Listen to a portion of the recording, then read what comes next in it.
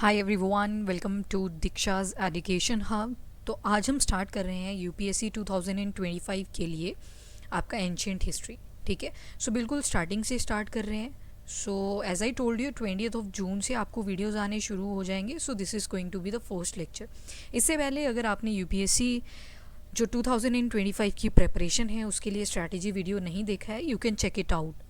उसमें मैंने पूरा का पूरा सिलेबस डिस्कस किया है आपसे, कौन सी बुक्स आपके लिए हेल्पफुल रहेंगी, कैसे आप टाइम को मैनेजमेंट ले करके चलोगे एंड क्या आपका रिवीजन स्ट्रैटेजी रहेगी। सो वो सारी चीज़ें ठीक है। सो स्टार्ट करते हैं बिना किसी देरी के। Ancient history. तो पहले तो आपको पता होना चाहिए हिस्ट्री को हम 3 हिस्सों में डिवाइड कर देते हैं। सबसे पहले आता है आपका प्री हिस्ट्री, फिर आता है प्रोटो हिस्ट्री, देन आता है history. Now pre history, proto history, history, ये क्या चीज़ें हैं वो सारी चीज़ें मैं आपको बताऊंगी। उससे पहले you just have to note down one thing कि आपके पास एटलीस्ट एक नोटबुक हो जिसमें आप कॉन्टीन्यूसली अपने नोट्स बनाते चलेंगे, और साथ में आपको अगर ये पीडीएफ चाहिए होगी हैंड रिटन नोट्स की, you can download them from Telegram channel. Telegram का लिंक आपको डिस्क्रिप्शन में मिल जाएगा। ठीक है, सो इसी तरह से हम अभी पूरा पढ़ने वाले हैं। जहाँ पे इमेजेस रिक्वायर्ड थी वहाँ पे इमेजेस एडिड हैं। तो वन बाय वन स्टार्ट करते हैं। चलो जी, सबसे पहले हिस्ट्री की अंडरस्टैंडिंग बना लेते हैं। हिस्ट्री को आप 3 हिस्सों में डिवाइड करते हो। सबसे पहला आ जाता है आपके पास प्री हिस्ट्री, सेकेंड आता है आपके पास प्रोटो हिस्ट्री एंड थर्ड आ जाता है हिस्ट्री। हिस्ट्री होती क्या है? मान लो किसी जगह पे आपको मटके वगैरह पुराने मिल जाते हैं। ठीक है, फिर आप क्या करते हो, आप एक टीम को बुलाते हो जिसको बोलते हैं आर्कियोलॉजिकल सर्वे ऑफ इंडिया। इनकी टीम आती है, they will analyse this particular मटके को देखेंगे, उसके ऊपर जो ड्राइंग्स बनी होंगी उस चीज़ को नोटिस करेंगे और फिर इसके ऊपर लगाते हैं कार्बन डेटिंग का मेथड, कार्बन डेटिंग या फिर C14 डेटिंग मेथड भी जिसको बोलते हैं। इससे इस मटके की एज पता चल जाएगी कि कौन से वर्ष में ये चीज़ बनी थी। ठीक है, उसके अलावा भी बहुत सारी टेक्निक्स होती हैं, बट अगर बेसिकली बोलूँ तो C14 डेटिंग बोल देंगे उसको। ठीक है, दैट इज़ हिस्ट्री। यानी कि आपने पुराने अवशेषों को पढ़ा, पुरानी बुक्स को पढ़ा और उसके बारे में एनालाइज किया कि उसकी क्या इंपॉर्टेंस थी। That is overall the history. Now 3 phases में हिस्ट्री को डिवाइड कर दिया जाता है। सबसे पहले आती है आपकी प्री हिस्ट्री। प्री हिस्ट्री आपने सुना होगा पत्थर काल। ठीक है, जब आपको सिर्फ स्टोन की चीज़ें मिला करती थी, कोई भी बुक नहीं मिलेगी इस टाइम पीरियड के दौरान आपको कि बुक पे सब कुछ लिख दिया कि स्टोन एज कैसी दिखती होगी। तो कोई भी रिटन एविडेंस आपको यहाँ पे नहीं देखने को मिलता। That is your pre history. और इसका एग्जाम्पल आ जाता है स्टोन एज। जो हमारा फर्स्ट टॉपिक भी होता है वो क्या रहता है, स्टोन एज ही रहता है। उसके बाद सेकेंड आता है आपके पास प्रोटो हिस्ट्री। प्रोटो हिस्ट्री में क्या होगा, आपके पास रिटन एविडेंसेस हैं, आपके पास बुक्स अवेलेबल हैं, पर वो अभी तक डिसाइफर नहीं हुई। डिसाइफर मतलब आपको पता ही नहीं है उनके अंदर लिखा क्या है। फॉर एग्जांपल, अगर आप इंडस वैली सिविलाइजेशन की स्क्रिप्ट्स को ओपन करते हो तो आपको कुछ ऐसी पिक्चर्स मिलेंगी, 8 के ऊपर ये 3 लगा दिए, एक ही रहेगा, तो यू कांट डिफ्रेंशिएट इनका मीनिंग क्या होगा, वो चीज़ नहीं पता चलती। वहीं पे कुछ चीज़ें ऐसी भी दिखेंगी लाइक दिस, तो ये स्वास्तिक का साइन है। कुछ चीज़ें पता हैं, बट ओवरऑल मेजॉरिटी अगर आप देखोगे तो मेजॉरिटी में आपको रिटर्न जो भी चीज़ें मिलेंगी वो नहीं पता चल पाती। तो that phase is known as proto history. Proto history में आप पढ़ते हो इंडस वैली सिविलाइजेशन के बारे में। Then coming to the history, history में आपके पास रिटन एविडेंसेस भी हैं, यानी कि आपके पास प्रॉपर बुक्स अवेलेबल हैं और इवन वो डिसाइफर्ड भी हैं। आपको ये भी चीज़ पता है कि उसके अंदर क्या लिखा गया है, तो मतलब वो डिसाइफर्ड है चीज़। ठीक है, so that is going to be history. इसके एग्जाम्पल आ जाएंगे वैदिक पीरियड, और जो भी उसके बाद आप डायनेस्टीज़ पढ़ोगे, महाजनपद जाएंगे, बुद्धिज़्म, जैनिज़्म, उसके अलावा गुप्ताज, जो भी चीज़ें आप पढ़ोगे वो सारा किस में आ जाता है, हिस्ट्री में। हिस्ट्री को आप 3 फेजेस में फर्दर और डिवाइड कर देते हो। वो कौन कौन से फेजेस आते हैं? एक आती है आपकी सबसे पहले, that is ancient history. Ancient के बाद आप पढ़ोगे मेडिवल हिस्ट्री एंड थर्डली आप पढ़ोगे दैट इज़ मॉडर्न हिस्ट्री। इसके अलावा भी हिस्ट्री का एक फेज़ है दैट इज़ वर्ल्ड हिस्ट्री। ठीक है, ये सारे हिस्ट्री के पार्ट्स आ जाते हैं। तो वन बाय वन स्टार्ट करेंगे हर चीज़ को, बट ये बेसिक सी चीज़ें थी जो आपको पता होनी चाहिए। चलिए जी, सोर्सेज क्या हैं, किन चीज़ों से आपको पता चलता है कि हिस्ट्री में ये चीज़ हुई होगी? तो आपने कुछ ऐसी इमेजेस देखी होंगी, ये आपको पता चल रहा है क्या है, ये है कॉइन्स। कॉइन के ऊपर आपने हमेशा नोटिस किया हो तो कोई ना कोई चीज़ बनी होती है। फॉर एग्जांपल, इस कॉइन के ऊपर आओ जो यहाँ पे महात्मा गांधी जी की फ़ोटो बनी हुई है।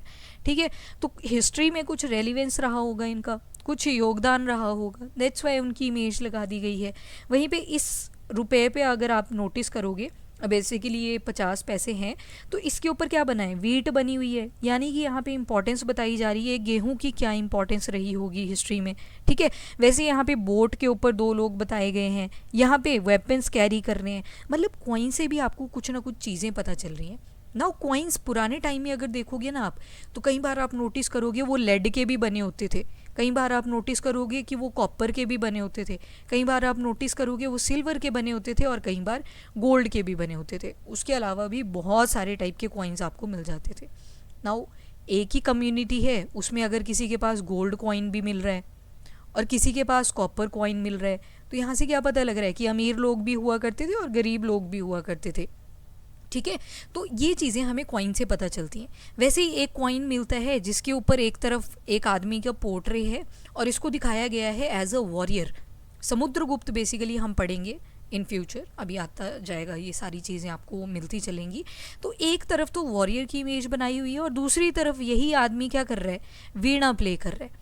तो यहाँ पे बताया है कि इनका किंग कितना इम्पॉर्टेंट था, कितना एमिनेंट था, कि वॉरियर भी है, जब युद्ध होगा तो वॉर भी करेगा, एंड जब टाइम पास करना होगा उनको तो अपना एक म्यूज़िकल इंस्ट्रूमेंट भी वो यूज़ करेगा, ठीक है। तो ये कॉइन से हमें सारी चीज़ें पता चली। देन आपको एक ऊपर इमेज दिख जाएगी, दिस वन, इनको बोलते हैं स्टोन इंस्क्रिप्शंस, या फिर अभी जो बात करेंगे वो करेंगे इंस्क्रिप्शन की। नाउ इंस्क्रिप्शन आपके स्टोन के ऊपर हो सकते हैं, ठीक है, रॉक्स के ऊपर मिल जाएंगे, आपको किसी मेटल ऑब्जेक्ट के ऊपर मिल जाएंगे। बेसिकली इन तीनों चीज़ों या फिर इससे ज़्यादा भी चीज़ें हो सकती हैं, उनके ऊपर कोई चीज़ लिख दी आपने। फॉर एग्जांपल यहाँ पे मुझे एक पत्थर मिला बड़ा सा, उसके ऊपर मैंने अपना नाम लिख दिया, तो वो क्या होगी, इंस्क्रिप्शन। मैंने अपनी क्वालिफिकेशन मेंशन कर दी, वो क्या होगी, मेरी इंस्क्रिप्शन बन गई। तो इस तरह से हिस्टोरिकल इंस्क्रिप्शंस भी हमें बहुत सारी मिलती हैं। अशोकन इंस्क्रिप्शन आपने सुनी होंगी फॉर श्योर। तो वो सारी चीज़ें हमें क्या बताती हैं, हिस्ट्री के बारे में बताती हैं। नाउ बरियल बहुत ज़्यादा मिलते हैं, जिसमें आपको डेड बॉडीज़ मिलती हैं। डेड बॉडीज़ किस फॉर्म में मिलेंगी, स्केलेटन फॉर्म में मिलेंगी। तो जैसे ही जो आर्कियोलॉजिकल सर्वे ऑफ इंडिया है इनकी बोन्स को भेजता है इन हॉस्पिटल, तो वो carbon dating again method use करेंगे और आइडेंटिफाई करेंगे कि ये स्केलेटन कौन से टाइम पीरियड का है। तो अगेन आपको ह्यूमन बॉडी से ही क्या पता चल गया, उनका टाइम पीरियड पता चल गया। तो ये सारे सोर्सेज रहते हैं आपके पास हिस्ट्री के। अगर क्लासीफाई करना हो तो मैं 2 हिस्सों में इसको क्लासीफाई कर सकती हूँ। एक आ जाएंगे आपके नॉन लिटरेरी। नॉन लिटरेरी का क्या मतलब है यहाँ पे, कि यहाँ पे बुक्स का कोई मेंशन नहीं होगा, यहाँ पे बुक्स के बारे में कोई बात नहीं करी जाएगी। दूसरी तरफ आते हैं आपके पास लिटरेरी। लिटरेरी में प्रॉपर बुक्स होंगी, ठीक है, तो बुक्स के बेसिस पे डिवाइड कर दिया। सो नॉन लिटरेरी में पहला एग्जांपल आप कॉइन्स लिख सकते हो, दूसरा आपके पास इंस्क्रिप्शन आ जाएंगे।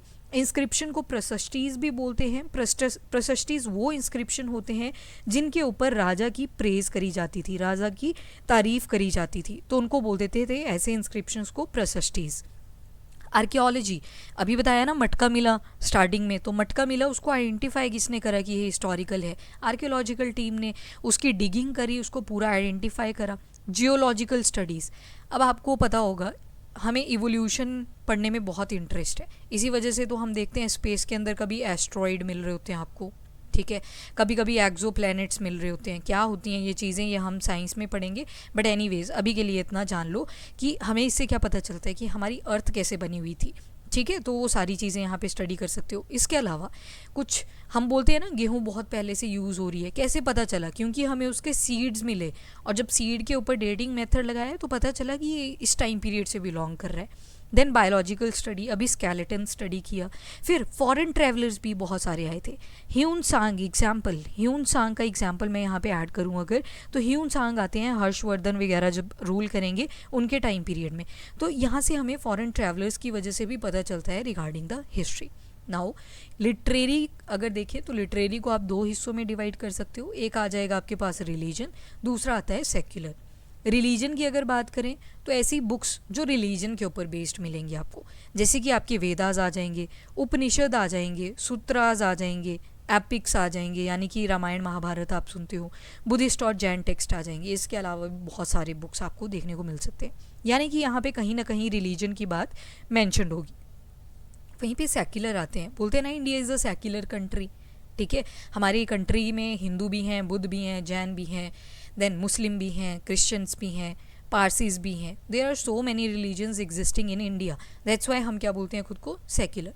तो जो सेक्युलर लिटरेचर आपको मिलेगा ना, उसमें आपको पॉलिटिक्स भी मिल जाएगी, फिर इकोनॉमिक्स भी मिल जाएगी, मतलब रिलीजन के ऊपर कट्टर बात नहीं होगी, मुद्दों के ऊपर बात होगी, जो इंपॉर्टेंट हैं चीज़ें उनके ऊपर बात होगी। फॉर एग्जांपल सबसे पहले धर्मशास्त्र यानी कि लॉ बुक्स मिलेंगी आपको यहाँ पे। फिर कौटिल्य के बारे में आपने सुना होगा, चाणक्य के नाम से जिनको जाना जाता है, तो चंद्रगुप्त मौर्य के ये टीचर हुआ करते थे। तो यहाँ पे कौटिल्य की बुक आ जाती है, दैट इज़ अर्थशास्त्र। यहाँ से भी हमें बहुत सारी डिटेल्स मिल जाती हैं। बेसिकली अर्थ से लगता है कि इकोनॉमिक्स की बुक होगी, पर यहाँ पे मेन फोकस आप देखोगे पॉलिटिक्स के ऊपर हुआ करता था। इसके बाद अगली बुक आती है, दैट इज़ अष्ट अध्यायी। बेसिकली इसको पनीनी ने लिखा था, ठीक है। अभी आएगी दोबारा से आगे, याद होता है नहीं होता है डजेंट मैटर, अगर नोट्स बना रहे हो साथ साथ में तो इसको नोट कर लेना। एक आती है मेघदूतम, ये कालिदासा की पोइम है, ठीक है। इसके बाद संगम लिटरेचर आता है। संगम नाम से ही पता लग रहा है कि टुगेदर, ठीक है, इकट्ठे बैठ के। तो ये बेसिकली आपको सदर्न पार्ट ऑफ इंडिया में मिलेंगे संगम लिटरेचर। यहाँ पे क्या किया करते थे, जहाँ पे राजा होता था ना, उस किंगडम में बहुत सारे पोएट बैठ जाते थे इकट्ठे असेंबली बना के, तो उसको क्या बोल दिया, संगम। बायोग्राफीज, हर्षचरिता एक बहुत इंपॉर्टेंट बुक है, हर्षचरिता। हर्षचरिता को लिखा था बाण भट्ट ने। तो बेसिकली इनकी बायोग्राफी है, इसमें इनके बारे में बताया गया है, तो उसको बोल देंगे बायोग्राफीज। ये सारे सेक्युलर लिटरेचर के एग्जाम्पल आ जाते हैं, ठीक है। सो ये बिल्कुल बेसिक सी चीज़ें थी जो आपको पता होनी चाहिए। यहाँ पे जस्ट एग्जाम्पल लिया है कि क्या क्या चीज़ें आपको पढ़नी पड़ती हैं। जैसे वेदास आपको पता है, ऋग्वेद है, सामवेद है, यजुर्वेद है, अथर्ववेद है, ठीक है। ऋग्वेद में आपको बहुत सारे श्लोक मिल जाते हैं, ठीक है। फिर इन्हीं श्लोकों को गाया जाता है इन सामवेद। यजुर्वेद में आपको धनुर्विद्या मिलती है, ठीक है, युद्ध वगैरह के बारे में आपको पता चलता है यजुर्वेद में।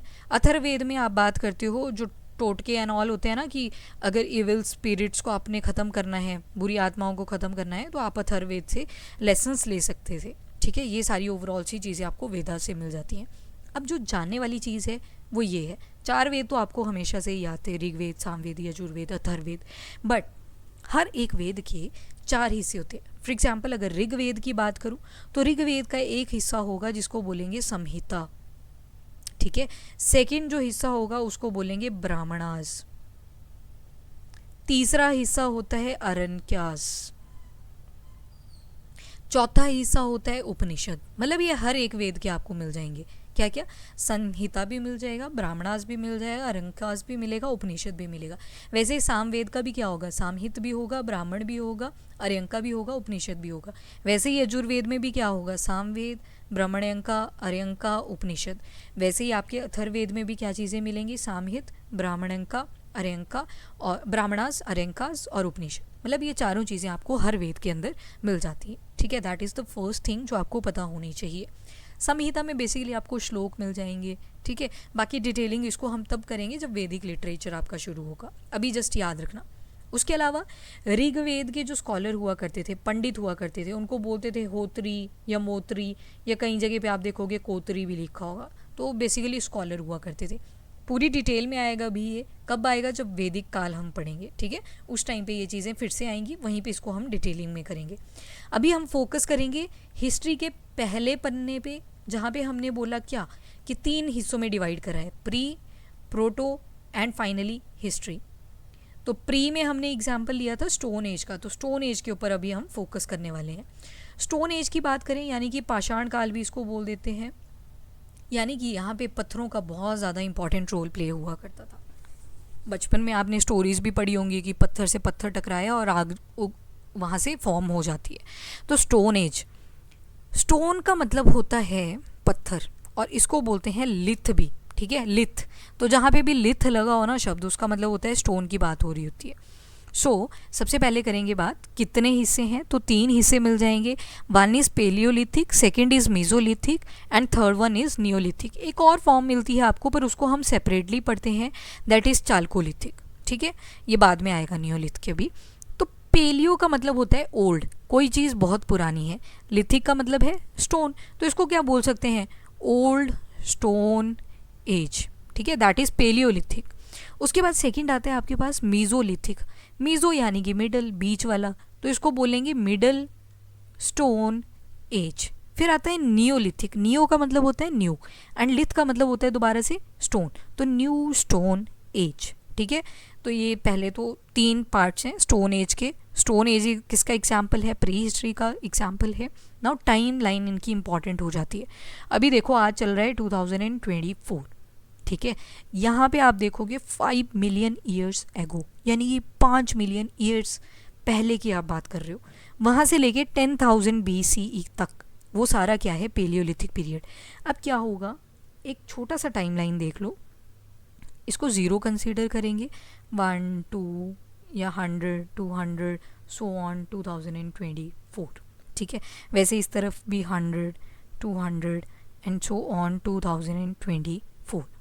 इस तरफ आपको मिलेगा BC यानी कि बिफोर क्राइस्ट, इधर मिलेगा एनो डोमिनी यानी कि AD, यहाँ पे मिलेगा आपको जीसस क्राइस्ट का बर्थ, ठीक है। उसके बेसिस पे हमने 2 पार्ट्स में डिवाइड कर दिया है टाइमलाइन को, वन इज बिफोर क्राइस्ट और दूसरा है एनो डोमिनी। पीछे को यहाँ पे टाइम काउंट होगा, यानी कि 2024 के बाद क्या आएगा? 2023, 2023 के बाद क्या आएगा? 2022, 22 के बाद 21 और 21 के बाद 20 आएगा, 20 के बाद 19, 19 के बाद 18 और फाइनली कहाँ पहुँचेंगे? ज़ीरो में। यहाँ पे जीसस क्राइस्ट जी का बर्थ हो जाएगा और फिर टाइमलाइन वैसे ही चलेगी जैसे अभी चल रही है। 2023 के बाद क्या आया? 2024, 24 के बाद क्या आएगा? 2025, ठीक है। बस इतनी सी याद रखनी है आपको। तो यहाँ पे बात करी गई है 10,000 BC। अब आप नोटिस करोगे कि जो टाइम है वो डिक्रीज़ करता चलेगा। ये देखो आगे 10,000 BC से लेके 8,000 BC में आपको मेसोलिथिक मिल जाएगा। नियोलिथिक की बात करोगे तो 8,000 से लेके 6,000 BCE में मिल जाएगा। वैसे चालकोलिथिक की बात करोगे तो 6,000 से लेके 3,000 BCE तक मिल जाएगा। वैसे इंडस वैली सिविलाइजेशन आएगी आपको 2600 से लेके 1900 BCE के आसपास मिल जाएगा। तो मतलब टाइम डिक्रीज़ करेगा, ज़ीरो की तरफ चलेगा, ठीक है।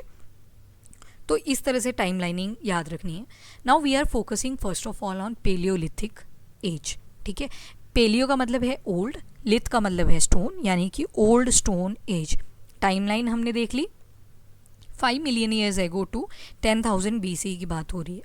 नाउ यहाँ पे टर्म पेलियोलिथिक किसने दी थी? तो इसको जॉन ल्यूबॉक ने कॉइन करा था। तो this term was given by John Lubbock. आपको याद होगी एक मूवी आइस एज, ठीक है, जब हर तरफ बर्फ़ थी। बेसिकली ये मूवी आई होप आपने देखी हो, आइस एज के नाम से इसको जाना जाता है। तो यहाँ पे जो इंसान हुआ करता था ना, वो कुछ ऐसा दिखता था, दिस वन, और इसको बोलते थे होमो इरेक्टस। पेलियोलिथिक टाइम पीरियड में आप देखोगे तो आपको जो ह्यूमन बीइंग मिलेगा ना, वो मिलेगा होमो इरेक्टस। ये इमेज है इवोल्यूशन ऑफ ह्यूमन बीइंग, यानी कि इंसान का इवोल्यूशन कैसे कैसे हुआ वो चीज़ यहाँ पे रिप्रेजेंट करी गई है, ठीक है। सो ये आ जाएगा आपका होमो इरेक्टस। अब इस होमो इरेक्टस की एक खास बात थी, ये बोलता नहीं था, इसको बोलने नहीं आता था। तो फिर कैसे ये एक दूसरे को मैसेज देते थे? तो ये वॉइसेस निकालते थे, डिफरेंट टाइप ऑफ आवाज़ें निकालेंगे। खतरा होगा तो अलग तरह की वॉइस निकालेंगे, अगर प्यार रिप्रेजेंट करना हो तो अलग तरह की वॉइस निकालेंगे, गुस्सा दिखाना हो, अटैक करना हो, तो डिफरेंट टाइप की वॉइस प्रोड्यूस किया करते थे। तो ये कब मिलते हैं हमें? तो ये मिलते हैं पेलियोलिथिक टाइम पीरियड के टाइम पे, ठीक है। सो टर्म किसने दी? जॉन ल्यूबॉक ने दी। उसके अलावा ये Hunter and gatherers, food gatherers हुआ करते थे, यानी कि इनका जो मेन काम था, आज की तरह नहीं कि जॉब पे भी फोकस करना है, पैसा भी अर्न करना है, नाम भी अर्न करना है, नो। इनका मेन काम होता था एनिमल्स को मारो और जो ग्रेन्स वगैरह है उनको गैदर करते रहो, ठीक है। तो that was the main work जो कि पेलियोलिथिक पीरियड में ये किया करते थे। और कब डेवलप हुआ? तो प्लिस्टोसीन पीरियड में। उसके लिए आपको एक जियोलॉजिकल टाइम स्केल का पता होना चाहिए। जियोलॉजिकल, अगर नहीं है पता तो लिख लो इसको, जियोलॉजिकल टाइम स्केल। बाकी कुछ आपको पता हो या ना हो, पर आपने जुरासिक पीरियड के बारे में ज़रूर सुना होगा, ठीक है। That was the period, Jurassic वाला, एक मूवी भी है इसके ऊपर। और जुरासिक वो टाइम पीरियड है जब डायनासोर ख़त्म हुए थे, ठीक है। क्रिटेशियस वो टाइम पीरियड है जब यहाँ पे फिशेस वगैरह डेवलप होने लगती हैं। इवन कार्बोनिफेरस में भी हमें डेवलप होती हुई दिखती हैं फिशेस, यहाँ पे और एडवांस टाइप की आती हैं, ठीक है। इस तरह से ये चलता गया। आज का जो पीरियड है वो चल रहा है क्वाटनरी। क्वाटनरी में 2 इपॉक आते हैं। देखो सबसे जो बड़ी यूनिट है वो है ईयन, फिर इसके अंदर आपको बहुत सारी क्लासिफिकेशंस मिलेंगी। तो फिर आएगा एरा, फिर आता है पीरियड, और पीरियड के बाद फाइनली आता है इपॉक, और इवन इपॉक के बाद एक छोटी सी यूनिट आ जाती है एज, ठीक है। तो biggest unit is Ian and सबसे छोटी इज़ एज। एज ऑप्शन में ना हो तो इपॉक, ठीक है। तो ये डिक्रीज़ कर रही हैं चीज़ें इस तरह से। तो यहाँ पे आप देखोगे तो क्वाटरनरी पीरियड की बात हो रही है, और कौन से टाइम पीरियड की, प्लिस्टोसीन। और हम किस टाइम में रह रहे हैं, तो दैट इज़ होलोसीन। आज के टाइम पे 2024 चला है ना, वो होलोसीन वाला है, इसको भी याद रख लेना, ठीक है, इंपॉर्टेंट है चीज़ें याद रखना। तो यहाँ पे पेलियोलिथिक की जब बात आएगी तो P for palaeolithic, P for क्या आ जाएगा, पी फॉर प्लिस्टोसीन आ जाएगा, ठीक है, इस तरह से याद रख सकते हो आप। One second. तो इसको आइस एज भी बोला जाता था, बिकॉज हर तरफ आपको बर्फ मिलेगी। उसके बाद ह्यूमन कौन सा था, तो होमो इरेक्टस था। मैंने बताया आपको कॉम्प्लेक्स लैंग्वेज थी, यानी कि वॉइसेस प्रोड्यूस किया करते थे, बोलते नहीं थे। जैसे इंग्लिश होगी, हिंदी होगी, संस्कृत होगी, वैसी कोई एज सच लैंग्वेज नहीं मिलेगी आपको। एंड कल्चर इनका देखने को मिला है, कैसे मिला है वो आगे चल के अभी देखते हैं। तो यहाँ से जियोलॉजिकल टाइम स्केल से सिर्फ अभी आपको क्या याद रखना है, प्लिस्टोसीन। और अब जो भी चीज़ें पेलियोलिथिक के बाद आप पढ़ोगे ना, वो सारी कहाँ पे आएंगी, वो आएंगी होलोसीन के अंदर, ठीक है, इस वाले में जो होलोसीन इपॉक है ना आपका, उसी में मिलेंगी आपको सारी। अब जो ह्यूमन बीइंग आएगा वो भी कौन सा आएगा, दैट इज़ होमोसेपियन, पेलियोलिथिक के बाद में।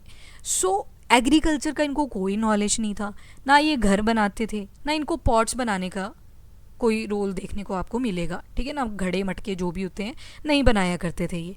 नोमैडिक थे। नोमैडिक का मतलब होता है एक जगह पे रहेंगे, फिर यहाँ पे हंटिंग करेंगे, फिर इस जगह से दूसरी जगह पे चले जाएंगे, यानी कि एक जगह से दूसरी जगह पे जाते रहेंगे, इसको बोलते हैं नोमैडिक, ठीक है। उसके बाद फायर जो यूज़ करी थी इन्होंने, वो करी थी अपर पेलियोलिथिक पीरियड में। अब पेलियोलिथिक के भी 3 हिस्से हैं, one is lower palaeolithic, second is middle palaeolithic, and third one is upper palaeolithic. यहाँ जैसे आप देखोगे कि इन्होंने फायर यूज़ कर ली, पर मेन जो स्टोन एज में आपको चीज़ें याद रखनी होती हैं, दैट इज़ टूल्स। कि हंटिंग तो किया करते थे, पर इनके पास ऐसी क्या चीज़ें थी जिसकी हेल्प से ये हंट किया करते थे। तो आज लोअर पेलियोलिथिक में हैंड एक्सिस मिल जाएंगी, कुल्हाड़ी वगैरह मिलेगी। और एक एग्जाम्पल आप याद रख सकते हो हैंड एक्सिस का, पल्लावरम हैंड एक्स। अगर आप तमिलनाडु चले जाते हो ना, यहाँ पे तमिलनाडु में एक जगह है दैट इज़ पल्लावरम। पल्लावरम में एक कुल्हाड़ी मिली है पेलियोलिथिक से जो जुड़ी हुई है, दैट्स वाई इसका नाम ही क्या रख दिया, पल्लावरम हैंड एक्स। ऐसी कुल्हाड़ी जो कहाँ से मिली, पल्लावरम से, कहाँ पे है, तमिलनाडु में है। किसने ढूंढी, तो वो था रॉबर्ट ब्रोस फुट, ठीक है। तो ये पेलियोलिथिक से एसोसिएटेड है, याद कर लो इस चीज़ को भी। उसके अलावा चॉपर्स हुआ करते थे इनके पास, क्लीवर्स हुआ करते थे। क्लीवर आपने देखा होगा, ये आज के टाइम पे भी क्लीवर्स जो बेसिकली आते हैं रफ एंड हैवी हुआ करते थे, यानी कि बड़े खुरदरे से होते थे, उतने शार्प नहीं मिलेंगे। आज आप छुरी देखते हो कितनी शार्प होती है, तो इनके पास इतने शार्प नहीं मिलते थे, बट हाँ इन्होंने बना लिए थे। कौन सी टेक्निक से बनाते थे, तो that was the Levallois technique. कैसे बनते थे, पत्थर को क्या करेंगे ना, ये तोड़ेंगे इस तरह से, नीचे देखो स्क्रैपर भी बनते चलेंगे। स्क्रैपर का क्या काम होता है, कभी आपने देखा हो, नोटिस किया हो, दीवारों पे नया पेंट करना हो ना, तो स्क्रैपिंग कर रहे होते हैं उसकी, पुराने वाला पेंट निकाल देते हैं और जो नया वाला पेंट होता है वो चढ़ा देते हैं, तो स्क्रैपर बन जाते थे जब ये पत्थर को तोड़ते थे। अब इसके अंदर जाके एक और छोटा सा पत्थर होता है बिल्कुल कोर में, सेंटर में, उसकी हेल्प से ये टूल्स बनाने की ट्राई करते थे। That was the Levallois technique. तो किसने यूज़ करी, तो स्टोन एज में यूज़ करी। स्टोन एज में भी स्पेसिफिकली कब शुरू हुई, तो पेलियोलिथिक काल से शुरू हो जाती है, ठीक है। फिर आता है आपका मिडल पेलियोलिथिक। यहाँ पे इन्होंने प्रॉपर स्क्रैपर्स बना लिए, बोरर्स बना लिए। अगर कहीं पे होल करना है, बेसिकली किसी पेड़ से कोई रेजिन वगैरह निकालनी है, तो उसके लिए बोरर्स का यूज़ कर लिया करते थे। ब्लेड की तरह टूल्स यूज़ करने लगे, इस तरह से लंबे लंबे ब्लेड्स बनाने लगे। पैरेलल साइडेड टूल्स, यहाँ पे 2 ब्लेड साथ में यूज़ करने लगे। ब्यूरिन्स का यूज़ करने लगे। जो आज भी आप टूल्स देखते हो वो सारे ये यूज़ कर रहे थे उस टाइम पे, बशर्ते आज के टाइम पे कोई चीज़ लोहे की बनी है, कोई ब्रॉन्ज की बनी है, कोई प्लैटिनम की बन रही है, कोई डायमंड की, कोई गोल्ड की। उस टाइम क्या बन रहा था, स्टोन की हेल्प से, ठीक है। तो वहाँ पे स्टोन का इंपॉर्टेंट रोल रहता है। तो ये सारे के सारे टूल्स किससे एसोसिएटेड हैं, पेलियोलिथिक टाइम पीरियड से, ठीक है। This is the Levallois technique. याद रखना इसको, कौन से काल से जुड़ी हुई है लेवेलॉइस टेक्निक, तो स्टोन एज से। और भी बहुत सारे टूल्स ये लोग यूज़ किया करते थे। कुछ ऐसे आर्टिकल्स मिले हैं जब इनकी डेटिंग करी गई ना, इनकी एज आइडेंटिफाई करने की ट्राई करी गई कि कब के हैं ये, तो ये मिले हमें जाके 5 मिलियन ईयर्स एगो वाले टाइम स्पैन में, यानी कि 5 मिलियन ईयर्स एगो से लेके 10,000 BCE का जो टाइम पीरियड है उसके टाइम के। तो हम इसको पेलियोलिथिक में पढ़ते हैं। एक ऐसी चीज़ मिली, ठीक है, ऐसी जैसी शेप थी उसकी, और बोन की बनी है, हड्डी की बनी हुई है। अब कुछ बोलते हैं कि इसकी अपीयरेंस ना ह्यूमन लाइक है, मे बी मदर गॉडेस को ये पूजा किया करते होंगे। कुछ ने बोला नहीं, ये मल्टीपल वेपन था, हर डायरेक्शन से वेपन की तरह यूज़ होता होगा। तो कुछ हिस्टोरियंस का मानना है कि मदर गॉडेस है, कुछ का मानना है कि नहीं वेपन की तरह यूज़ करते होंगे, ठीक है। उसके बाद एक दांत मिला और दांत के ऊपर ना एक छेद कर रखा है। तो आपने देखा होगा ताबीज़ वगैरह पहनते हैं लोग, बाजू वगैरह पे भी ऐसे एक बॉक्स सा लटकाया होता है। तो बोला गया कि मे बी ये दांत में होल क्यों डालते थे, यहाँ से धागा डालते होंगे और इसको ताबीज़ की तरह यूज़ करते होंगे। ये हिस्टोरियंस के पर्सपेक्टिव है। एक शेल मिली, अंडे की एक जो बाहर की लेयर होती है ना वाइट कलर की, वो मिल जाती है, उसके ऊपर ऐसे डिज़ाइन बने हुए थे क्रिस क्रॉस से, इस तरह से। आर एस शर्मा में देखोगे ना आप, तो वहाँ पे भी ये चीज़ मेंशन्ड है, इंपॉर्टेंट है इसी वजह से। तो ऑस्ट्रिच के शेल के ऊपर जो एग शेल थी उसके ऊपर ऐसी आर्ट मिलती है, तो बोलते हैं मे बी इनके पास थोड़ा सा टाइम हुआ करता था। तो टाइम्स जब फ्री होते हैं ना तो कुछ ना कुछ हम एक्टिविटी करते रहते हैं, तो मे बी ये भी आर्टिस्टिक चीज़ों में इन्वॉल्व हो रहे थे, ठीक है। सो ये आ गया आपका आर्ट पॉइंट ऑफ व्यू से इम्पॉर्टेंट। इसके अलावा आपको पता होनी चाहिए लोकेशंस, कौन कौन सी ऐसी लोकेशंस हैं जो पेलियोलिथिक से एसोसिएटेड है। मैंने एक जगह पढ़ाई थी इनाम गांव चालकोलिथिक में, वो एग्जाम में आ रखा था इस बार यूपीएससी 2024, ठीक है। सो इंपॉर्टेंट होती हैं लोकेशंस, आपको पता होनी चाहिए। नाउ इंडिया का मैप देखोगे तो आज के पॉइंट ऑफ व्यू से ऐसा दिखेगा, ठीक है। वेरी इंपॉर्टेंट, मैपिंग की क्लास भी पक्का से लगाना, सैटरडे को किया करेंगे। सो आपकी जो सिविलाइजेशंस मिलेंगी आपको इनिशियली, वो इन रीजन्स में मिलेंगी, इन क्षेत्रों में मिलेंगी, ठीक है। अपने इंडिया में अभी स्टोन एज की अगर बात करूँगी, पहले मैंने बोला सिविलाइजेशन इन रीजन्स में मिलेंगी, बट स्टोन एज आप देखोगे तो वो सारी जगह स्कैटर्ड है, हर जगह पे कुछ ना कुछ आपको एविडेंस मिलता चलेगा, ठीक है। सो सबसे पहले चलते हैं पाकिस्तान। पाकिस्तान में एक रिवर जाती है जिसको बोलते हैं सोन रिवर। कौन सी रिवर है? सोन रिवर है। तो वहाँ पे भी हमें पेलियोलिथिक एविडेंसेस मिलते हैं। फिर आ जाओ उत्तर प्रदेश में। यहाँ पे उत्तर प्रदेश जब जाओगे तो यहाँ पे एक वैली है जिसका नाम है बेलन वैली, यहाँ पे भी आपको पेलियोलिथिक एविडेंसेस मिलते हैं। फिर उसके बाद आ जाओ मध्य प्रदेश में। मध्य प्रदेश की बहुत इंपॉर्टेंट भीमबेटका केव्स, वहाँ पे भी आपको बहुत सारे एविडेंसेस मिलेंगे। फिर आ जाओ उड़ीसा में ना, उड़ीसा जब जाओगे तो यहाँ पे बहुत सारे रीजन्स हैं, जैसे कि बूढ़ा बलंग, कमर पारा, कुलियाना। मान लो एक बुढ़ा है, उसके कमर में दर्द है और डॉक्टर बोल रहा है कि कल आना, ठीक है। तो ऐसे याद रख लेना इसको, बूढ़ा बलंग, कमर पारा, कुलियाना। ये सारी साइट्स कहाँ पे मिलेंगी आपको? उड़ीसा के अंदर मिलेंगी। फिर चले जाओ वेस्ट बंगाल में। जब वेस्ट बंगाल में जाओगे तो वहाँ पे क्या मिलता है आपको? Royal Bengal tiger. तो पहला आता है बाघ मुंडी, ठीक है। बाघ की मुंडी देखते ही आप भाग गए, ठीक है। आपने बोला भाग, तो भिरबानपुर। तो बाघ मुंडी और भिरबानपुर, ये दोनों लोकेशंस कहाँ पे मिलेंगी आपको? They will be in west Bengal. उसके बाद चलते हैं आंध्र प्रदेश वाले रीजन में। यहाँ पे एक जगह है दैट इज़ नागार्जुनी कोंडा। नागार्जुनी कोंडा जो जगह है वहाँ पे आपको पेलियोलिथिक एविडेंसेस मिलेंगे। तमिलनाडु चले जाओ। तमिलनाडु में जब जाओगे तो यहाँ पे आपको 3 साइट्स मिलती हैं, एक है अतिरामपक्कम, एक है मंजनकरम और एक है गुड़ियान केव्स, ठीक है। इसको याद रख लेना, अतिरामपक्कम, मंजनकरम, गुड़ियान केव्स। अगर लोकेशंस एग्जैक्ट याद नहीं रहती, एटलीस्ट आइडिया होना चाहिए कौन सी स्टेट की लोकेशन की बात हो रही है। फॉर एग्जाम्पल क्वेश्चन में डाल दी एक स्टेटमेंट और नीचे ऑप्शन दे दिया अतिरामपक्कम, मंजनकरम, गुड़ियान केव्स, और पूछ लिया कि कौन सी स्टेट में ये पेलियोलिथिक साइट्स मिलती हैं, तो एटलीस्ट यू शुड नो कि ये तमिलनाडु से रिलेटेड है। उसके बाद आता है महाराष्ट्र। महाराष्ट्र में आता है चिरकी, निवासा, ठीक है। ये 2 जगह कहाँ पे मिल जाएंगी आपको? महाराष्ट्र में, ठीक है। सो इम्पॉर्टेंट है पेलियोलिथिक साइट्स, इनको याद रखना। उसके बाद हम देखेंगे मेसोलिथिक एज, ये करेंगे नेक्स्ट लेक्चर में, because revision is also very important. एक बार फटाफट से बता देती हूँ हमने आज क्या क्या पढ़ा। तो हमने स्टार्ट किया अपने एंशिएंट हिस्ट्री के साथ, जिसमें हमने देखे कुछ सोर्सेज।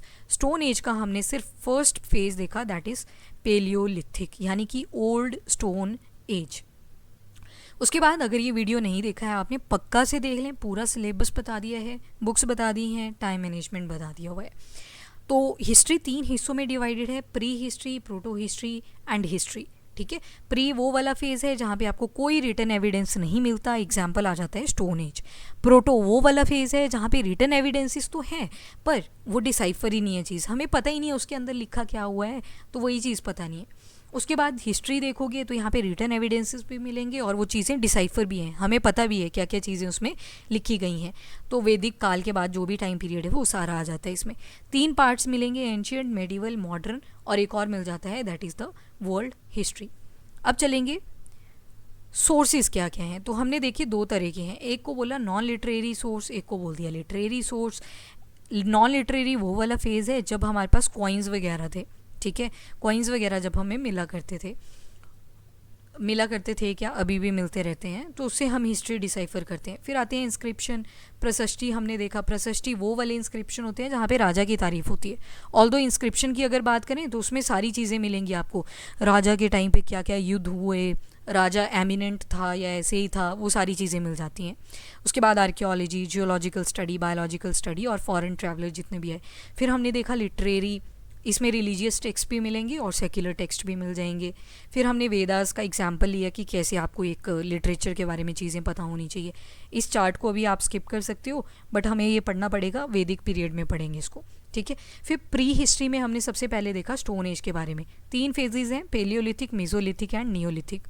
5 मिलियन ईयर्स एगो से 10,000 BC का टाइम पीरियड चलेगा। आइस एज भी इसको बोलते हैं, प्लिस्टोसीन पीरियड भी बोलते हैं। कौन सा? प्लिस्टोसीन इपॉक भी बोल सकते हैं। तो ये वाला फेज़ आ जाएगा। क्वाटनरी पीरियड है बेसिकली, यहाँ पे इपॉक लिख लेना, ठीक है। तो वाइस वर्सा यूज़ कर लेते हैं बेसिकली हिस्ट्री में, पर अगर साइंटिफिकली देखें तो यहाँ पे इपॉक ही आता है, तो वो चीज़ें थोड़ी सी याद रखना। एंड ये हंटर और फूड गैदरर्स हुआ करते थे। साथ में ह्यूमन बीइंग कौन सा था? तो होमो इरेक्टस था, यानी कि वॉइस निकाला करते थे ये लोग, इनको वर्ड्स नहीं आते थे बोलने, ठीक है। उसके बाद ये था होमो इरेक्टस पेलियोलिथिक वाले टाइम पे। उसके बाद आप देखोगे होमो सेपियंस आपको मिलेंगे, क्योंकि वो क्यों मिलेंगे मेसोलिथिक में डिस्कस करेंगे। उसके बाद एग्रीकल्चर के बारे में इनको कोई नॉलेज नहीं था, ना ये घर बनाते थे, ना कोई पॉट्स बनाया करते थे। नोमैडिक थे, एक जगह से दूसरी जगह पे जाया करते थे। फायर यूज़ इन्होंने करनी शुरू कर दी थी। क्या क्या टूल्स मिले? हैंड एक्सेस मिले। एक हैंड एक्स पल्लावरम तमिलनाडु में मिलती है, उसका नाम ही क्या रख दिया, रॉबर्ट ब्रूस फुट को मिली थी पल्लावरम हैंड एक्स। क्लीवर्स मिल जाएंगे, स्क्रैपर मिलेंगे, बोरन मिलेंगे, पैरेलल साइड टूल्स मिलेंगे। कौन सी टेक्निक से अपने टूल्स बनाते थे? तो लेवल लॉइस टेक्निक से बनाया करते थे, दिस वन। उसके बाद ये कुछ एविडेंसेस मिले हैं पेलियोलिथिक टाइम पीरियड से। तो एक बोन का मिला है, एक दांत का मिला है, और एक ऑस्ट्रिच के जो अंडे की शेल होती है उसका मिला है। उसके बाद हमने देखी important sites, at least you should be aware कि कौन से पीरियड से ये साइट्स हमें चीज़ें बताती हैं। तो ये पेलियोलिथिक साइट्स हैं, कहाँ कहाँ पे मिली, जैसे एग्जांपल क्वेश्चन में आपको दे दूंगी कि उड़ीसा के अंदर कौन कौन सी साइट्स हैं, तो वो चीज़ आपको पता होनी चाहिए।